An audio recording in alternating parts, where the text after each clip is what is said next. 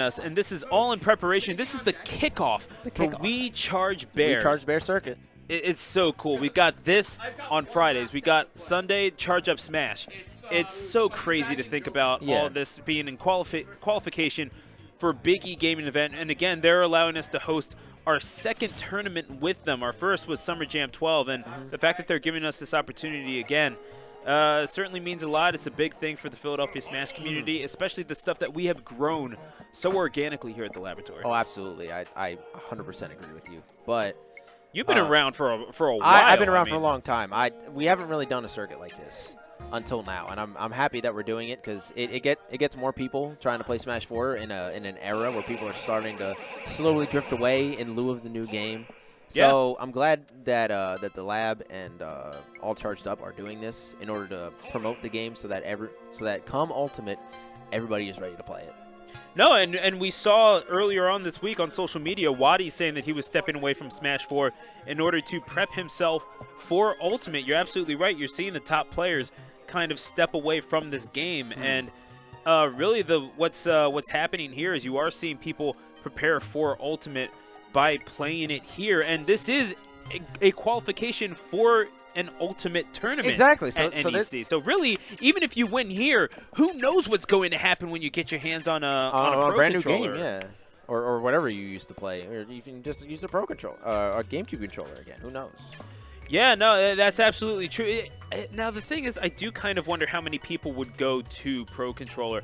I think it would only be the new players that use the Pro Controller more than anything else. I mean, I'm probably going to pick up the Pro Controller just because I play Rivals of Aether with an Xbox controller, and they're almost identical. So if someone's coming from a different console, maybe the Pro Controller would be preferable, because I know that a lot of Melee players are getting hand problems. I don't want to say that's 100% contributed to the GameCube controller itself, but I don't know. Like, at least in the right hand, like when you're holding like an Xbox controller, for example, you got the 4 buttons here, right? You don't really have to move your thumb. Hey, you know what? We have visual aids. We actually have a comparison here. So like let's say you're holding the Pro Controller here. You got the 4 buttons and they're all like right next to each other, so you don't really have to move your thumb too much in order to go to a specific button. But here with a GameCube controller, for example, let's say you're holding it like this. You have to like reach over to push the X button, and you have to reach down to push the C stick. Now, obviously, you'd have to reach down to push the C stick on this, but there's less strain when going for a different button. You have to actually physically move your thumb and strain this joint in order. Oh, the camera's off, but this joint right here in order to push the button. So the lower one. Yeah, the lower one. Yeah, the B button. But that's the idea. Anyway, game. Number one.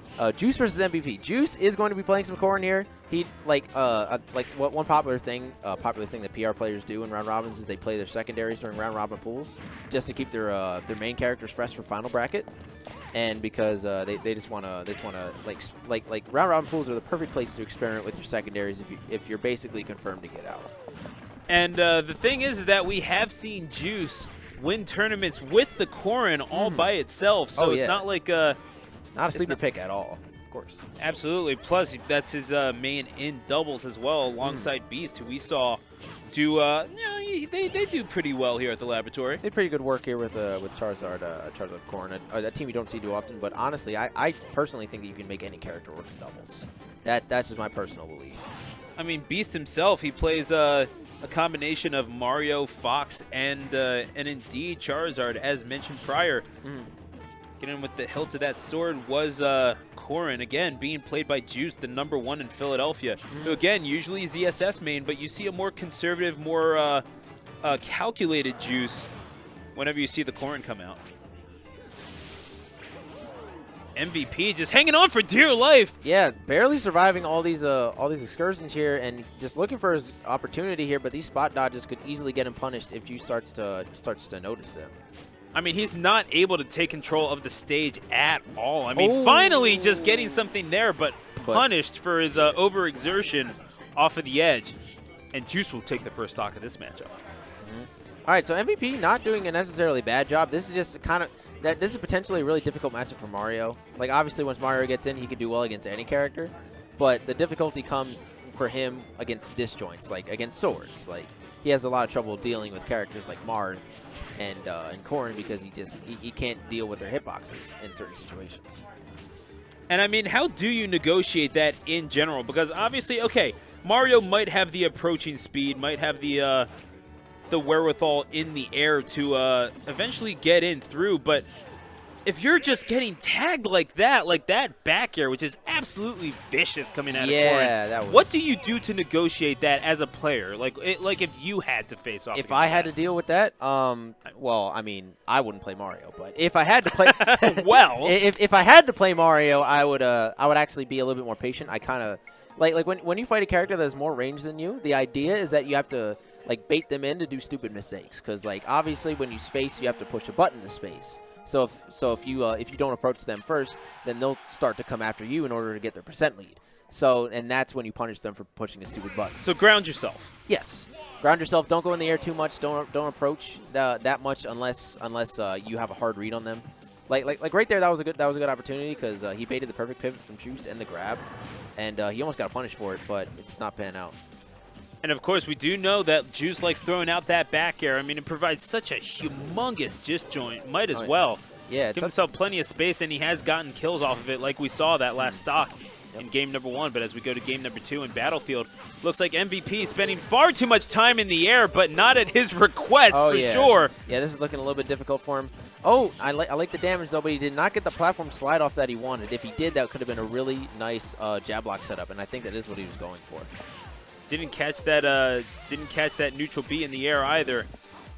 Swats it away with the cape. Matumbo says no. Oh, tries to get the dash attack stage spike, but it's not panning out. Oh my god! Yeah, just the precision from Juice, using that disadvantage and ensuring the kill with that tip. Can he get 2 straight 2 stocks on MVP right here, looking more like a bench warmer?